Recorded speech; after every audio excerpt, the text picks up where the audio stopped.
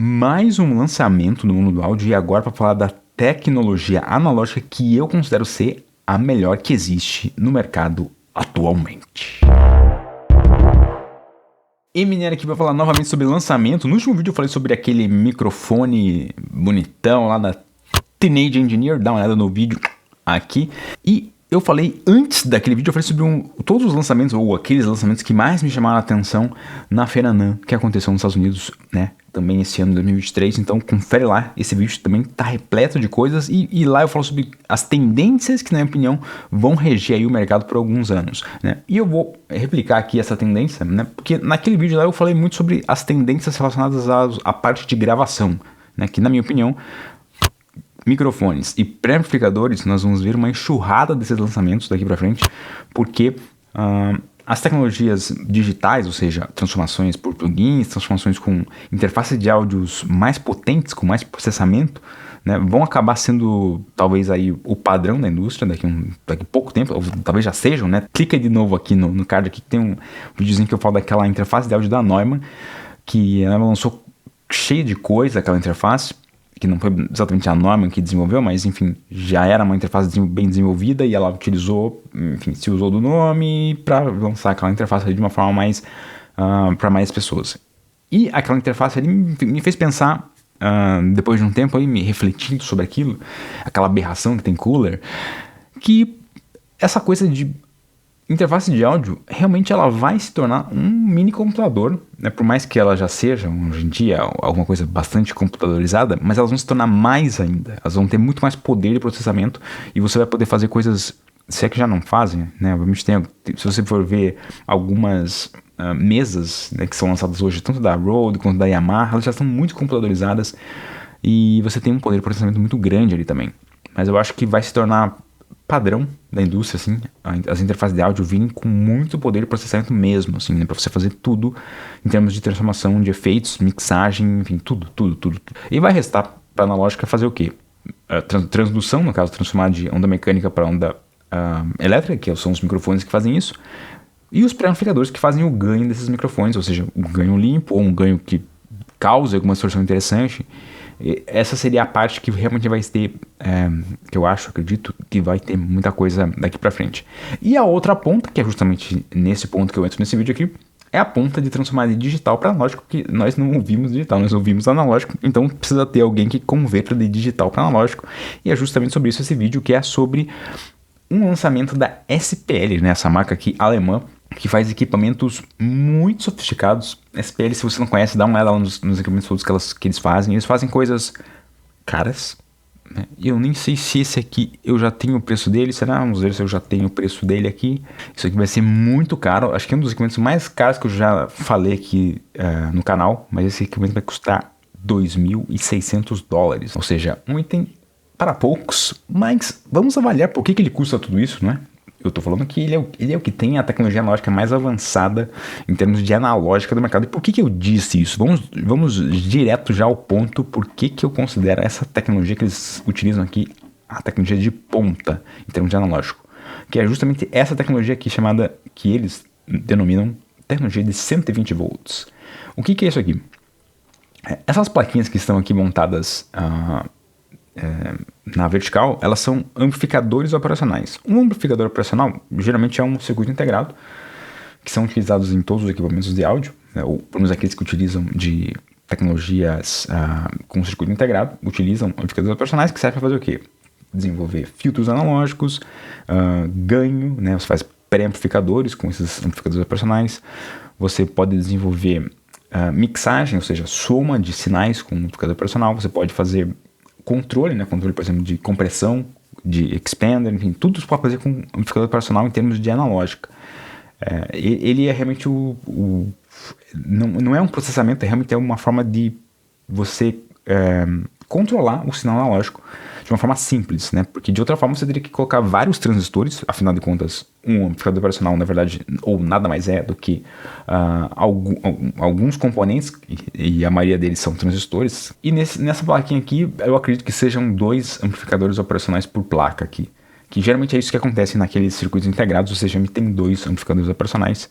E assim se desenvolve equipamentos de áudio com amplificadores operacionais desde das válvulas. Você pode fazer amplificador operacional com válvula também. Então, tá aí uma possibilidade, mas é mais difícil, obviamente, você ter isso, né, com válvulas.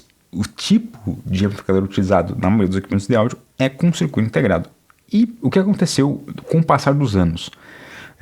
Na década de 60, 70, era muito utilizado circuitos analógicos de amplificador operacional, mesmo já integrados, com uma tensão de alimentação de mais 15 volts e menos 15 volts. E por assim foi por muito tempo, ou seja, você tinha um range de 30 volts quando você transformava da onda mecânica do microfone e transformava para sinal elétrico analógico, você tinha um range de menos 15 a mais 15 volts. Né? Você tem uma transformação aí, né? Por mais que seja tudo analógico, você tem uma transformação desse range dinâmico da onda mecânica para o range dinâmico da onda elétrica. Por muito tempo a tecnologia digital ainda não existia conversor analógico digital, né? No começo dessa era de equipamentos de áudio, era tudo gravado em fita, enfim, era toda uma tecnologia totalmente analógica. Então, esse range dinâmico supria as necessidades de sinal, supria as necessidades de mínimo necessário ali de ruído que poderia ter nesses circuitos analógicos. Com o passar do tempo, né, esse sinal que era de mais 15 menos 15, ele foi diminuindo para fazer com que equipamentos portáteis fossem possíveis, ou seja, você tinha um consumo menor de corrente, né, um consumo menor de energia, quando você tinha uma tensão diminuída. Só que quando você diminui essa tensão, se diminui o range dinâmico dessa analógica, isso faz com que o sinal também tenha ali mais ou menos imunidade a ruído e seja um sinal mais fraco em termos de analógica. E isso só era interessante para equipamentos portáteis. Equipamentos profissionais continuavam mantendo ali aquele range dinâmico de mais 15, menos 15. E alguns equipamentos analógicos, como por exemplo os equipamentos da Rupert Neve Designs, o Rupert Neve, né, o engenheiro eletrônico famoso aí, por ter começado a marca Neve lá na Inglaterra, por ter depois feito a marca Rupert Neve Design nos Estados Unidos, e por ter começado a Foxrite, não a Foxrite que existe hoje, mas a Foxrite quando tinha um equipamento, você já deve ter visto um equipamento meio azul e amarelo, assim, era o Rupert Neve também desenvolvendo aqueles equipamentos ali. O Rupert Neve utilizava tensões de alimentação ali de mais 16.5 ou até às vezes mais 17, ou chegando no limite do circuito analógico, que era mais 18, menos 18. O circuito integrado, né, mesmo os melhores circuitos integrados de amplificadores operacionais conseguem operar apenas com mais 18 e menos 18 volts, sendo que o fabricante já diz assim, ó, se você trabalhar nessa faixa, já periga aí o circuito integrado queimar, e nós não garantimos que ele vai funcionar nessa faixa.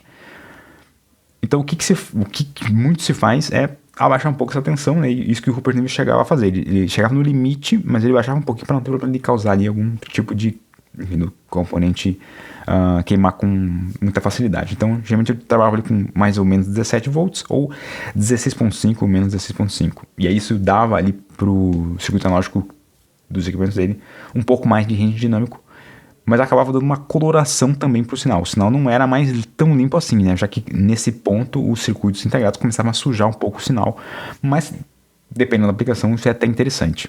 E hoje em dia nós temos uma questão também dos circuitos digitais analógicos e analógicos digitais, que eles já são melhores, ou seja, já tem um range dinâmico melhor do que essa tecnologia analógica dos mais 15 e menos 15 volts de circuito que utiliza amplificador operacional, chip integrado, padrão de áudio. Aqui nesse slide aqui dessa apresentação da SPL mostra isso. Você tem aqui um chip tradicional, padrão, de 30 volts, porque é mais 15 menos 15, ou seja, o range dinâmico é 30 volts. E o máximo que ele vai te dar ali de sinal limpo é até menos 106 dB, ou seja, né, já a partir daquilo ali para baixo já é tudo ruído, não tem nada ali que dá para utilizar.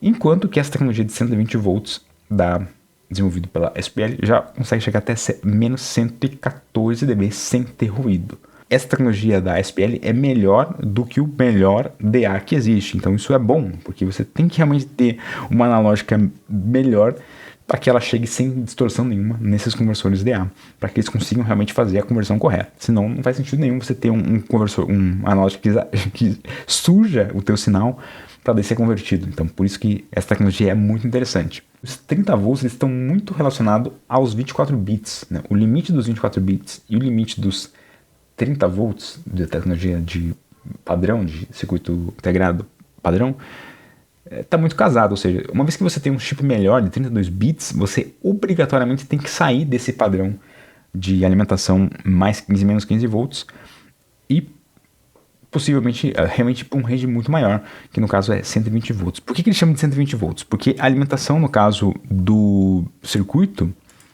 ela é de mais 60 e menos 60, aqui como nós vemos na figurinha. Nessa figura aqui ele mostra, né, que a alimentação desse circuito, na verdade não é um circuito integrado, isso aqui é um circuito discreto, mas é um circuito de amplificador operacional.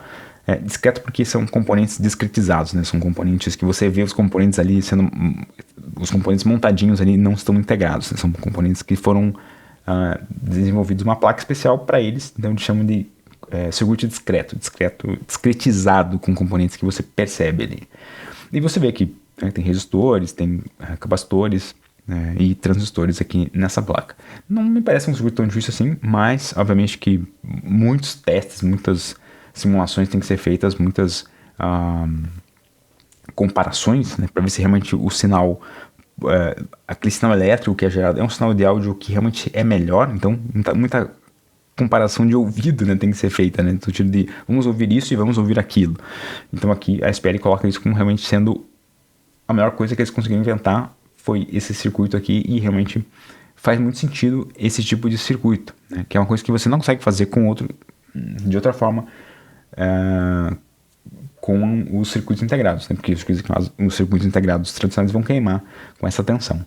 Talvez você esteja pensando, mas a válvula, né, os circuitos da válvula funcionam ali com seus 300 volts, né, porque uma válvula precisa de uma tensão muito elevada, então vai funcionar. Então uma válvula tem um range dinâmico melhor.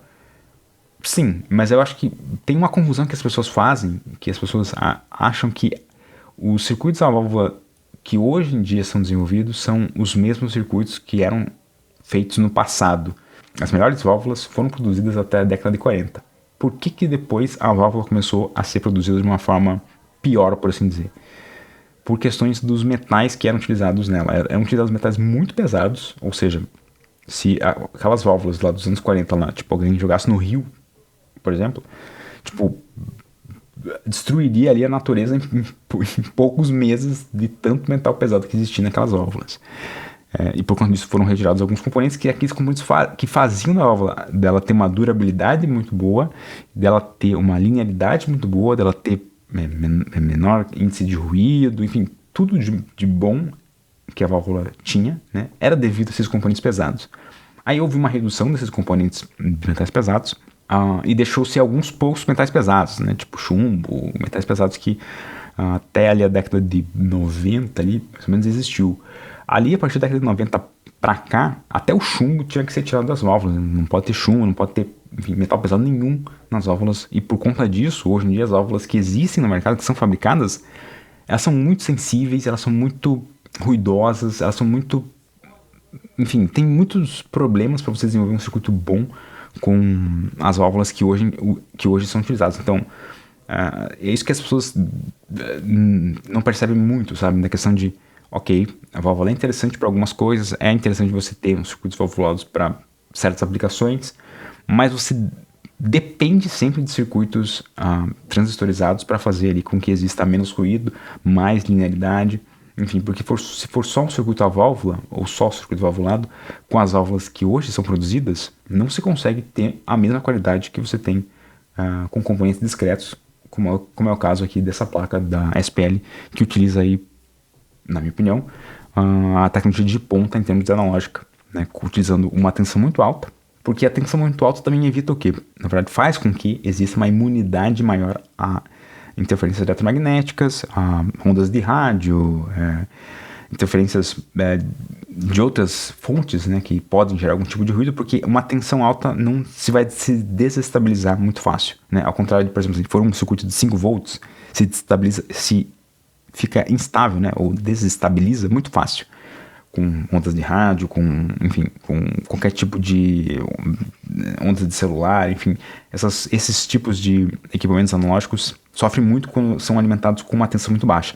E quando é uma tensão muito alta, eles não vão sofrer quase nada, porque precisa de uma intensidade muito grande, né, de um sinal muito grande para desestruturar um sinal, né, de 120 volts, por exemplo.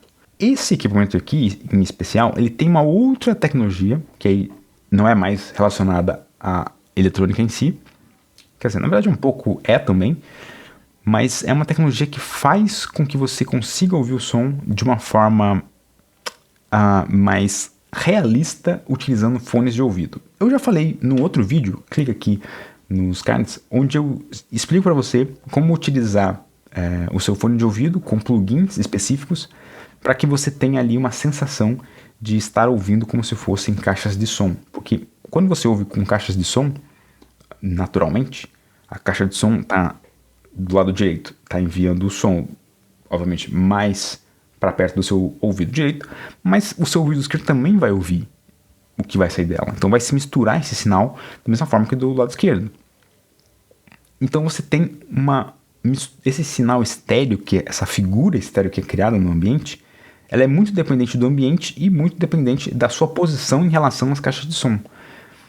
Então, por isso existem plugins que você consegue fazer essa modificação do sinal que sai do seu... Enfim, pode ser qualquer tipo de interface de áudio que você tem, qualquer tipo de DAC que você utilize, você consegue fazer isso com seus plugins. Mas esse DAC aqui em especial, da SPL, faz isso para você de uma forma analógica, né? Totalmente eletrônica, sem precisar de plugin nenhum. E ele faz isso com muitas possibilidades. Por exemplo, aqui, você tem a possibilidade de não estar exatamente no centro dessa recepção. Deixa eu ver se tem uma figura aqui um pouco melhor que mostra isso. Eu acho que essa figura aqui vai mostrar isso. Aqui, essa aqui. Essa mistura, né? Alimentação cruzada. Ouvir em fones de ouvido é diferente de ouvir em alto-falantes. A maior diferença é a falta de sinais de cruzamento do sinal sonoro do alto-falante esquerdo para o ouvido direito e do alto-falante direito para o ouvido esquerdo, isso que eu acabei de explicar. Que é, olha só, isso aqui é o que acontece convencionalmente. Você está ouvindo só o L no ouvido esquerdo, só o R no ouvido direito. E fica um sinal chato. Você não tem ambiência. Enfim, não é legal. Aí o que esse equipamento faz, e plugins fazem também, é misturar justamente um pouco do L no R e um pouco do R no L. E aí você tem essa mistura. E aqui eu gosto, essa imagem aqui mostra melhor. Você tem duas possibilidades de configuração. Primeiro, qual é o ângulo que você quer que essas caixas virtuais, que na verdade vai estar no seu fone de ouvido, qual o ângulo que você quer que essa fonte sonora atinja os seus ouvidos? Porque faz diferença, né? Você ouvir com caixa de som mais abertas e caixa de sons mais aqui fechadinhas, olhando direto para você. E você tem essa possibilidade de 75 graus até 15 graus nessa configuração aqui. E você tem a possibilidade também de intensificar essa mistura do RL ou diminuir essa mistura de RL. E além disso, você tem essa questão de estar ao centro, né, dessa união, ou estar um pouco mais para frente, um pouco mais para trás dessa mistura, porque também vai fazer diferença se você não está centralizado ali na intersecção dessas ondas que vêm do R e do L. Então, com isso você consegue perceber não somente o som de uma melhor forma, ou seja, ele fica mais interessante, mas você também consegue captar problemas no seu som.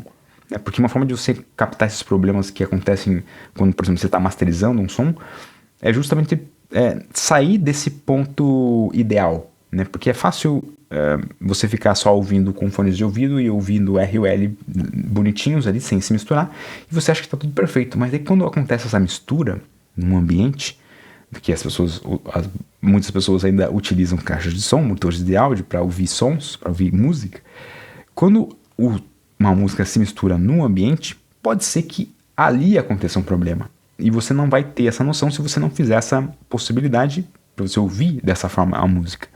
Então, com essa variação aqui, tanto de ângulo das caixas, quanto da sua posição em relação a essa mistura, você vai conseguir perceber problemas que podem ser corrigidos na masterização, obviamente, ou na mixagem, enfim, seja lá como você faz aí a sua música. Ah, sim, e o chip que ele utiliza é um chip AKM, né? Eu já falei para você que a AKM é uma das melhores, assim como a ESS-Tech, em termos de chips DAC. E a AKM estava com um problema de produção até pouco tempo atrás, e agora nós estamos vendo que a AKM parece ter resolvido isso, já que esse equipamento aqui utiliza um chip da AKM, um dos mais recentes, aí, o AKM 4490, com 32 bits de resolução e até 768 kHz de amostragem. Além disso, ele conta com um filtro passa baixa, utilizando também essa tecnologia de 120 volts, ou seja, pelo que eu entendi aqui, eles conseguiram utilizar esse amplificador operacional que eles fizeram com essa placa, com a tecnologia de 120 volts, para tudo dentro dela. Eles não utilizam, ao que parece, nenhum outro chip de circuito integrado tradicional de amplificador operacional. E você tem a possibilidade de converter não só da USB, né, ou seja, recebendo sinais PCM ou sinais DSD, mas você pode receber via sinal analógico, via XLR, ou via AES, que é um sinal também pela conexão XLR, mas pode também pela conexão óptica. Cadê aqui? Vamos lá, sinais aqui, ó. Entradas digitais pela USB, óptica ou coaxial ou AES. E aí você vai ter uma série de controles aqui, por exemplo, você pode descentralizar o sinal estéreo, ou seja, deixar ele mais para a esquerda, mais para a direita. Você pode trocar, né, fazer o swap entre o R e o L, você pode inverter a fase, você pode fazer a questão de ouvir ele em mono, para você detectar problemas em mono, se for o caso. Enfim, e você tem esses VUzões aqui, muito massa, muito maneiro mesmo. Enfim, é um equipamento muito top, que eu considero ser o top hoje em termos de tecnologia de circuitos analógicos para áudio. É um equipamento caro. Ele vale $2.600? Olha, eu acho que não. Por mais bonito que ele seja, por mais robusto que ele seja, por mais que essa tecnologia seja uma tecnologia de ponta, eu não acho que vale tudo isso. Eu acho que a marca SPL é uma marca meio luxuosa, uma marca que está muito ligada a pessoas que compram equipamentos audiófilos, por assim dizer, né? Então, por conta disso, ela pode cobrar mais, porque ela sabe que ela vai vender independente do preço. Porque essas pessoas que têm esse costume de gastar muito dinheiro com equipamentos de ponta, né, eles não se importam em gastar $2.600 num DAC, né, porque para eles vai fazer diferença. Então, para eles é um valor muito bem investido e, enfim. Então, era isso que eu tinha para te falar sobre esse equipamento Fonitor 3 da marca SPL. A SPL tem equipamentos mais baratos que utilizam essa tecnologia de 120 volts, que também podem ser mais interessantes para você, são mais baratos, mas também estão na faixa de preço ainda caros. Eu acredito que seja na faixa de uns $500, $600 esses equipamentos. Mas se você procura e busca por coisas de ponta, em termos de analógica, na minha opinião, é o que tem hoje em dia no mercado com mais relevância nesse sentido. E no próximo vídeo eu vou fazer, enfim, aquela comparação entre a minha interface Audient ID24 com o DAC para fones de ouvido que eu estava utilizando. E vou fazer ainda por cima um hands-on, teardown, um unboxing dessa interface, que eu já falei sobre ela, né? Eu já falei sobre ela num vídeo passado, quando eu não tinha ela ainda. E eu vou fazer uma comparação de músicas, algumas músicas que eu uso como referências para perceber se o DAC, esse DAC marca aquele, esse fone de ouvido marca aquele. Como é que eu faço para saber se um equipamento de áudio melhorou o meu setup aqui ou não? Então fica ligado aqui no próximo vídeo, eu vou te dizer quais são essas músicas e como é que você faz para ter essa comparação também com os seus ouvidos. Curtiu?